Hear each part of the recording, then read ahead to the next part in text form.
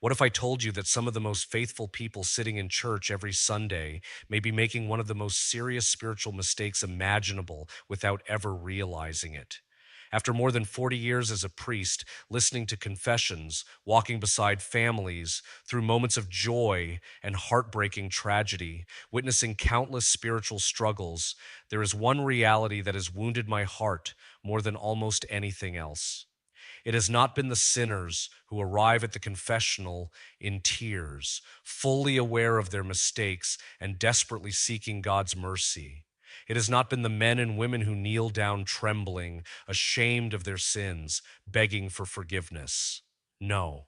What has truly broken my heart is seeing good people, devoted people, people who genuinely love God, approach the altar and commit a sacrilege without even knowing it.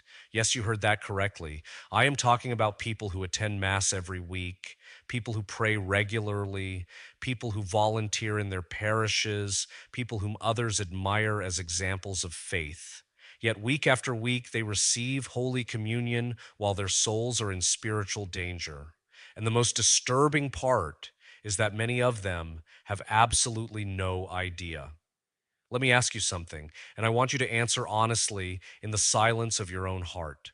The last time you received Holy Communion, were you truly in a state of grace? I'm not asking whether you felt peaceful. I'm not asking whether you assumed everything was fine. I'm asking something much deeper. Had you sincerely examined your conscience? Had you confessed any serious sins? Had you prepared your soul to receive the King of the universe? Pause for a moment before moving on. Do not listen to these words automatically. Think carefully, because what I am about to share may completely change the way you approach the altar. It may challenge you. It may make you uncomfortable. It may force you to confront realities you have avoided, but it could also help save your soul. A few weeks ago, a 62-year-old woman came to see me at the parish office. She had spent decades serving the church. She had been a catechist for years, dedicated countless hours to parish ministry, and was widely respected as a deeply religious woman.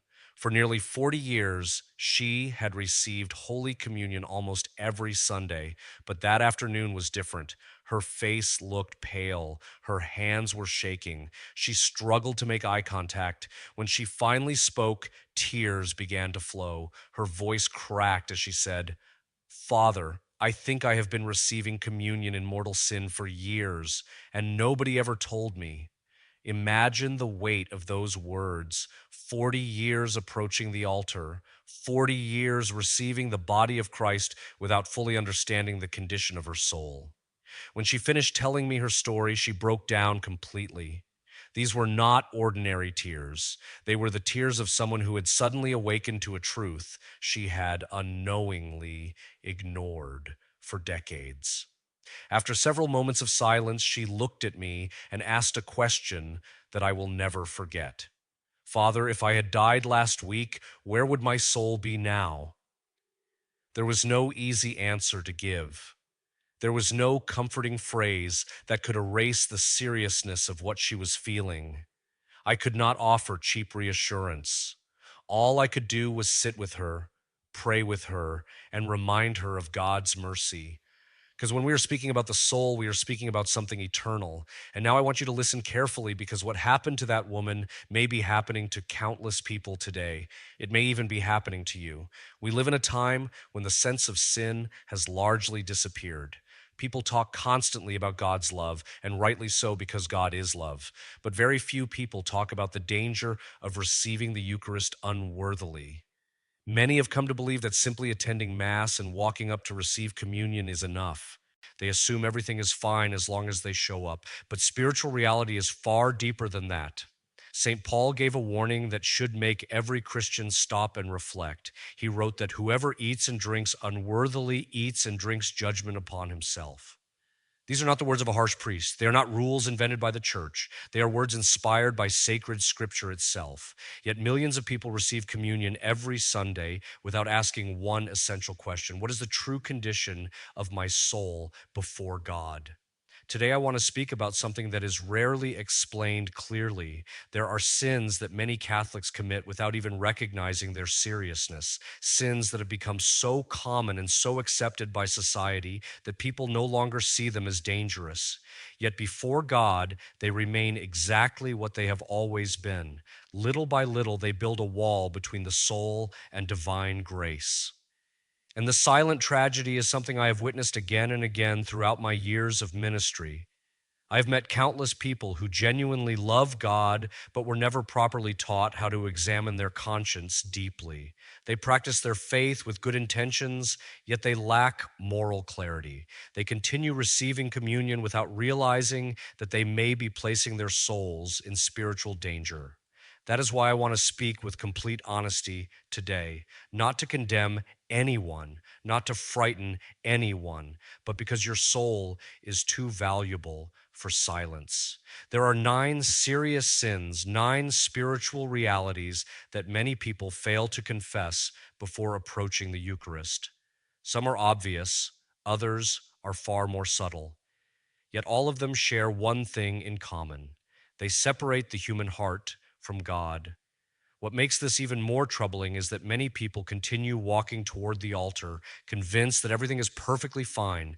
Perhaps today you will hear something that nobody has ever explained to you before. Perhaps you will discover something that challenges your conscience. Perhaps you will recognize a truth that you have been avoiding. But if you are willing to examine your life honestly, what you discover could change your eternal destiny. Because the first sin we need to discuss is not the one most people expect. In fact, it is one of the most widespread and least recognized sins of our time.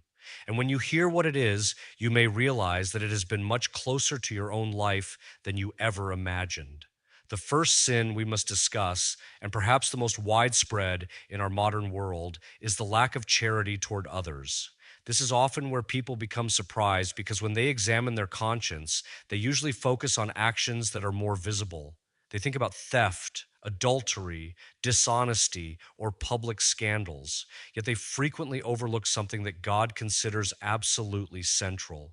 Jesus made it clear that after loving God, the greatest commandment is to love your neighbor as yourself.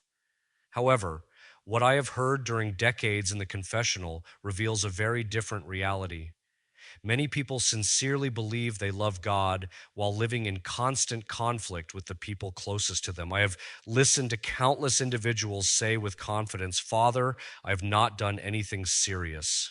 But as the conversation continues and we begin looking deeper beneath the surface, another story emerges. We find constant shouting inside the home.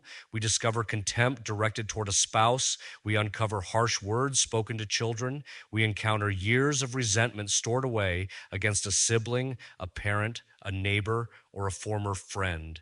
And suddenly it becomes clear that charity is not simply a pleasant emotion, it is a concrete way of living. When charity disappears, the soul slowly begins to harden. Take a moment and think about how much damage a single sentence can cause. One angry remark spoken in frustration can remain in another person's heart for years.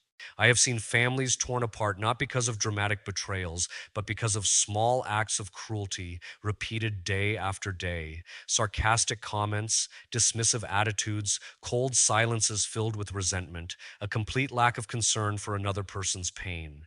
In the moment, these actions often seem insignificant. People excuse them, they justify them, they tell themselves that everyone gets angry sometimes. But over time, these patterns become a silent poison. They slowly weaken relationships, destroy trust, and create wounds that are difficult to heal. The absence of charity also appears in ways that are far more subtle. It appears when someone secretly enjoys another person's failure. It appears when a person deliberately ignores someone who needs help because helping would be inconvenient. It appears when someone witnesses another person's suffering and chooses to look away rather than become involved. And in those moments, even if that person continues praying and attending church faithfully, something inside begins to grow cold. Jesus gave us a powerful teaching that many people forget. He said that whatever we do to the least of our brothers and sisters, we do to him. Think carefully about what that means. Every act of kindness offered to another person is ultimately offered to Christ. But the opposite is also true. Every act of cruelty, every insult, every expression of indifference carries a spiritual consequence. It is not merely a human failure, it affects our relationship with God Himself. This is where I often see a painful contradiction. Some people spend the entire week criticizing others, spreading negativity, destroying reputations through gossip, holding grudges, and refusing forgiveness. Then on Sunday, they approach the altar as though nothing happened. Yet true communion with Christ requires communion with others. We cannot honestly claim to be united with Christ while deliberately rejecting those around us. We cannot receive the body of Christ while refusing to show mercy to those whom Christ loves. Over the years, I have heard confessions that illustrate this truth with heartbreaking clarity. I have listened to fathers who eventually realized they had spent years treating their children with excessive harshness. I have spoken with sons and daughters who discovered too late that they never expressed gratitude or affection toward their parents. I have met individuals who carried resentment for decades because pride prevented them from taking the first step toward reconciliation. In many cases, the realization arrives late. Sometimes it arrives after a relationship has already been damaged beyond repair. Sometimes it comes after opportunities for healing have been lost forever. When people finally recognize the harm they have caused, the burden they carry can be overwhelming. Yet it is precisely at that moment that God's grace often begins to work most powerfully. One of the most beautiful things a priest can witness is the transformation that occurs when someone honestly confronts a lack of charity in their life. A person who has lived for years in bitterness suddenly develops a deep desire for reconciliation. Someone who refused forgiveness begins seeking peace. Individuals who spent years protecting their pride finally humble themselves enough to apologize. They reach out to family members. They restore broken friendships. They ask forgiveness from those they have hurt. And when God's grace enters a heart that has chosen to change, remarkable things happen. Relationships that seemed hopeless sometimes begin to heal. Wounds that appeared permanent begin to close. Hearts that were hardened become capable of love once again. Yet recognizing this sin requires courage because it is easy to view ourselves as good people. It is easy to compare ourselves to individuals whose sins appear more dramatic and conclude that we are doing fine. But charity demands much more from us than we often realize. It calls us to love when our pride tells us not to. It calls us to forgive when our wounds still hurt. It calls us to seek reconciliation when maintaining distance would be far easier.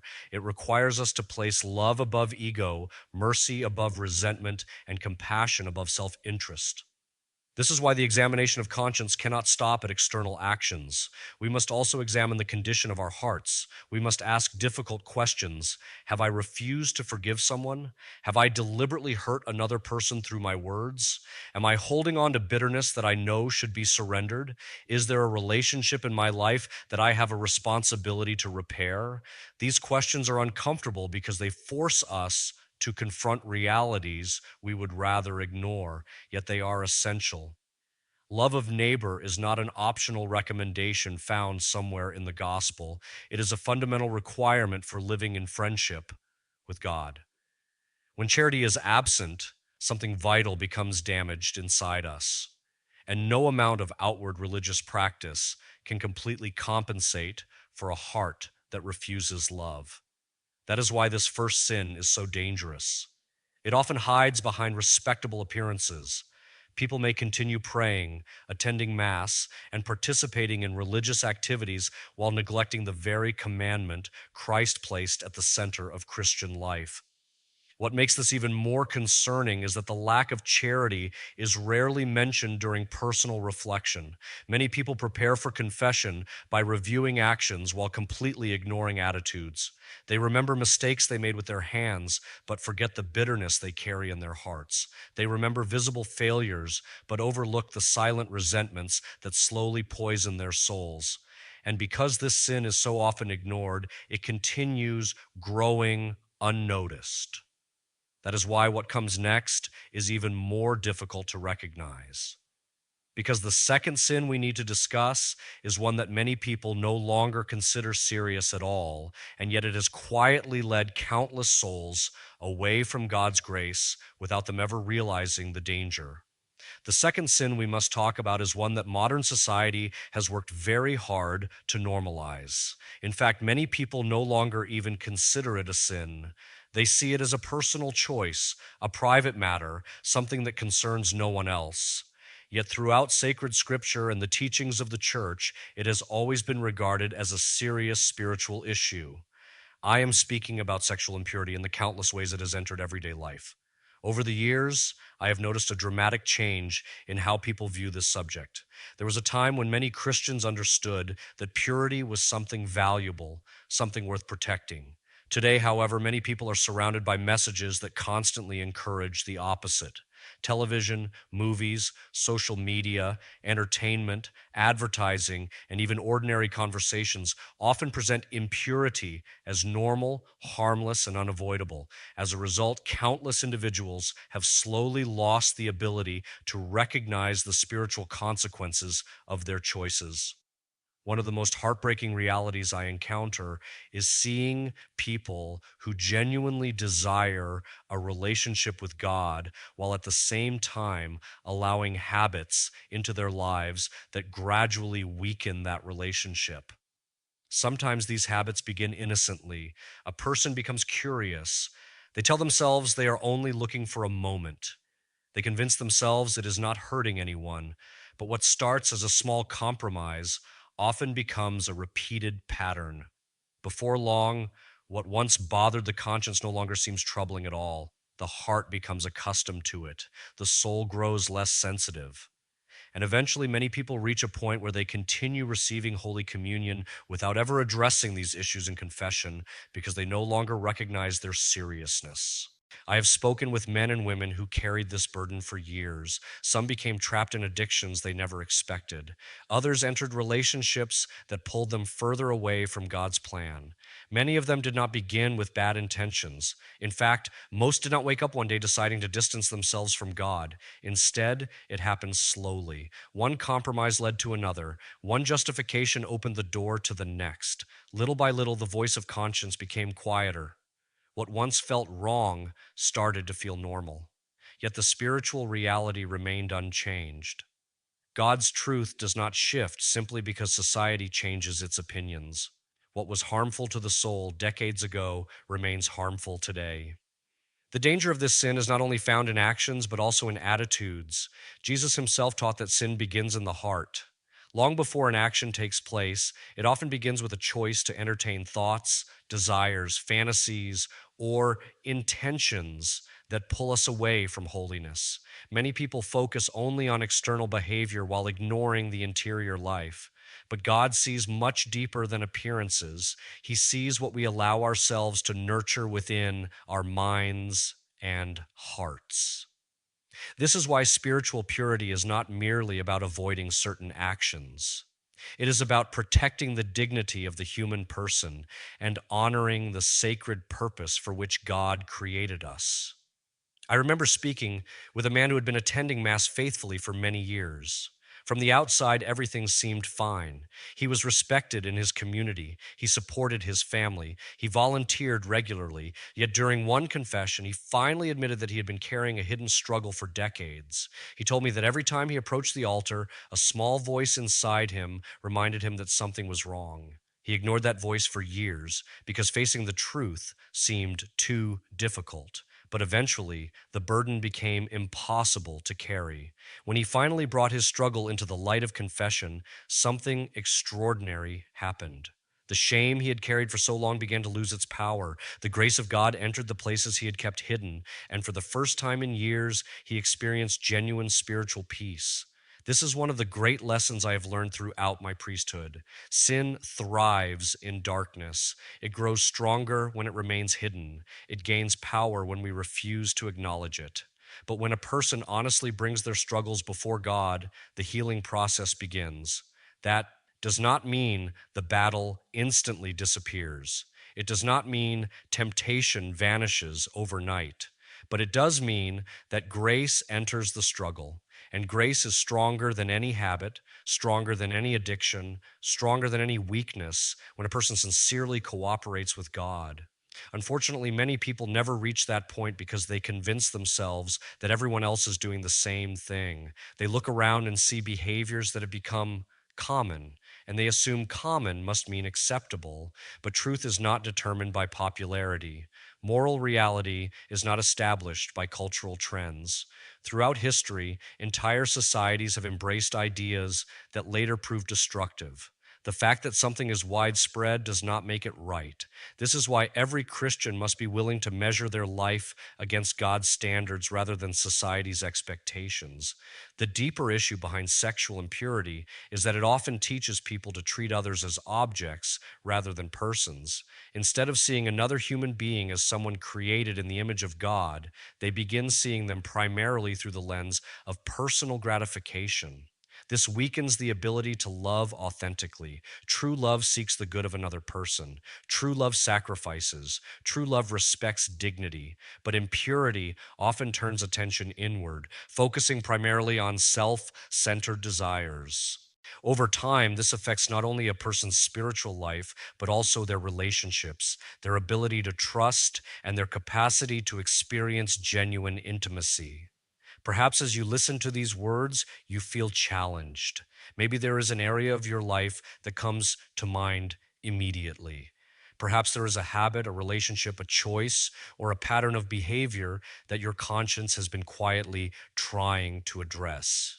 If so, do not ignore that voice. Do not silence it. The purpose of conscience is not to condemn us, but to guide us back toward God. Every warning from God is ultimately an invitation to healing.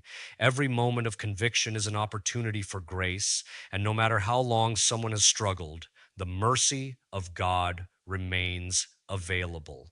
Yet, as serious as this sin can be, there is another danger that often goes unnoticed because it hides behind something many people consider completely justified. In fact, some people even believe they have a right to hold on to it. They carry it for years, sometimes for decades, without realizing the damage it causes. And that brings us to the third sin, one of the most destructive spiritual poisons a human heart can carry: the refusal to forgive. The third sin is one that many people carry for years without ever recognizing its spiritual weight, because in their minds it feels justified. It is the refusal to forgive. Unlike other sins that are more visible in action, this one often remains hidden inside the heart, where it slowly grows over time. People do not always realize they are holding on to it. They simply describe it as pain, memory, or something they cannot let go of. But in reality, it is often a form of inner captivity that affects their relationship with God more than they understand.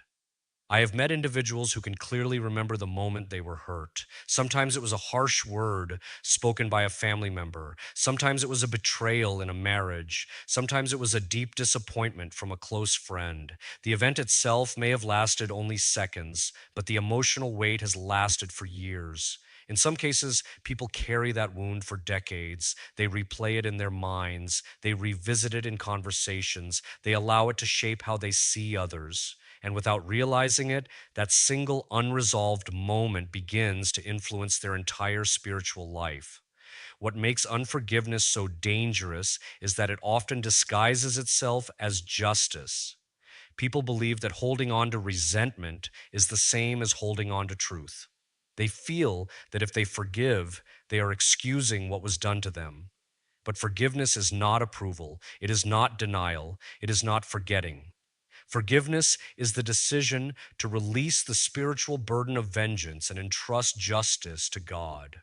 When a person refuses to forgive, they are not only keeping another person bound in their heart, they are also binding themselves to the same pain repeatedly.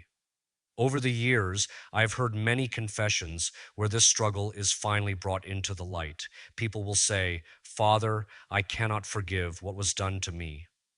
And in those moments, what becomes clear is that the wound is still alive inside them. It continues to shape their thoughts, their emotions, and even their prayers. Some stop speaking to family members completely, others maintain relationships externally, but carry deep resentment internally. And some reach a point where they cannot even pray without remembering the hurt. This is how unforgiveness begins to occupy space in the soul that was meant for peace.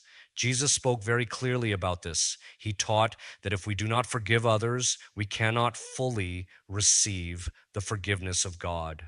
These are strong words, not because God withholds mercy easily, but because a heart closed to others naturally becomes closed to grace. Forgiveness is not just an emotional act, it is a spiritual alignment.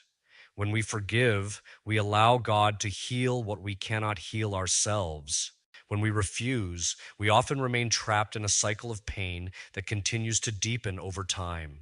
I have also seen something remarkable when people finally choose to forgive. It does not always happen instantly, and it is rarely easy. Often it begins with a decision rather than a feeling. A person chooses to let go even though the emotion is still there. They choose obedience over resentment, and slowly something begins to change inside them. The memory loses its sharpness, the emotional weight becomes lighter, the constant inner dialogue begins to quiet. And in many cases, relationships that were once thought to be completely broken begin to find a new form of peace, even if distance remains. One of the most powerful moments in pastoral life is witnessing someone who has carried bitterness for years finally release it before God. There is a visible shift in their face, in their voice, and in their presence. It is as if a burden they have carried for too long has finally been set down. They often describe it as freedom, and in a very real sense, that is exactly what it is. Not freedom from memory, but freedom from the power that memory once held over them. The tragedy is that many people never reach this point because they believe their situation is different. They feel that what was done to them is too severe, too unfair, or too painful to forgive. And while the pain may indeed be real, the spiritual consequence of holding on to it remains the same. The heart becomes closed, prayer feels distant, peace becomes difficult to experience, and even participation in religious life begins to feel heavy rather than life giving. This is how unforgiveness quietly affects the soul over time. It is also important to understand that forgiveness is not something that happens once and is finished forever. It is often a process that needs to be renewed. Sometimes memories return, sometimes emotions resurface, but each time the invitation remains the same: to choose freedom again, to release the burden again, to place the wound once more in God's hands. This ongoing surrender is part of spiritual maturity. Many people underestimate how closely forgiveness is connected to the Eucharist. Approaching the altar while holding deep resentment creates an internal contradiction. The Eucharist is the sacrament of divine love, unity, and communion. Yet unforgiveness keeps the heart divided. This does not mean that struggle automatically excludes someone from grace, but it does mean that unresolved bitterness should never be ignored. It is something that must be brought before God honestly, especially in confession, where healing is meant to take place. As I reflect on decades of priestly ministry, I can say without hesitation that some of the most profound transformations I have witnessed began with the simple act of forgiveness. Not dramatic moments, not emotional breakthroughs, but quiet decisions made in the presence of God, decisions that slowly reopened the heart to grace. But there is another reality that often accompanies unforgiveness, and it is even more subtle. It is not always directed toward others. Sometimes it is directed inward. A person may forgive everyone else, but struggle to forgive themselves. And they carry guilt long after God has already forgiven them. They repeat their past mistakes in their minds and define themselves by what they have done rather than by who God is calling them to become. And this internal form of unforgiveness can be just as damaging as the external one. This is why the sacrament of reconciliation is so essential. It is not only about confessing sins, it is about receiving the truth of God's mercy. It is about allowing grace to reach the places where human memory continues to accuse. It is about learning